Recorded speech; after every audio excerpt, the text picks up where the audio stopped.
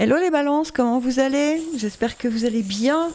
Allez, on fait nos petites émotions pour janvier 2026. Si vous voyez cette vidéo avant le 21 décembre, n'oubliez pas de vous délester de tout ce dont vous n'aurez plus besoin en 2026. D'accord? On écrit tout ce qu'on ne veut plus et on brûle le papier. Ok? On n'oublie pas. Allez, c'est pour vous. Hop. Oh, bah, il n'y a pas grand-chose, dites donc. Ah, si, quand même. Alors, on a, je ne sais pas si vous voyez bien, la flèche de Cupidon dans Famille et Foyer. On a l'amour sous toutes ses formes dans Santé et Travail, ainsi que Imagine. On a le papillon de la transformation de votre philosophie de vie et votre voyage de vie. Et on a dans la spiritualité et la retraite, la Tour Eiffel. D'accord. Ok. Bah écoutez, ça a l'air plutôt pas mal pour vous, les balances. Alors, on nous dit quoi? On nous dit, dans Famille et Foyer, on a la flèche de Cupidon qui nous parle de l'amour.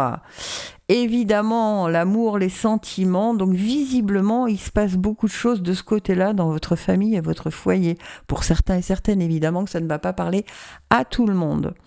Oui, c'est ça aussi que je voulais vous dire, c'est qu'on termine un cycle de 9 années, de l'année 9, donc on va commencer l'année 1 en 2026.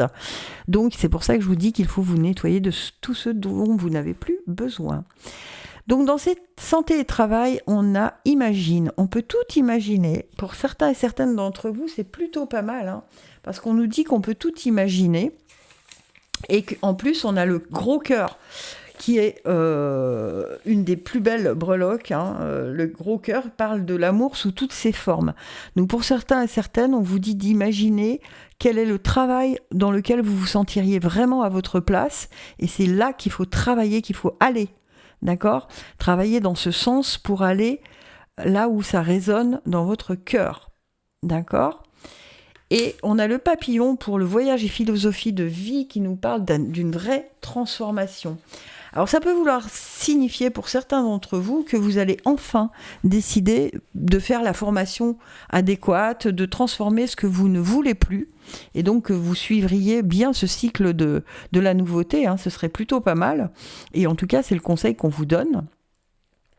Avec le papillon, ça nous parle de métamorphose, de déménagement, de changement de situation, d'évolution et de transformation. Vous voyez, et c'est dans le voyage et philosophie. Hein. Donc, vraiment, il y a une évolution, il y a une transformation, il y a quelque chose que vous allez mettre en place, ou en tout cas qu'il faudrait que vous mettiez en place en janvier pour certains balances, ou certaines balances, et pour vous aligner avec ce que vous ressentez au plus profond de vous-même.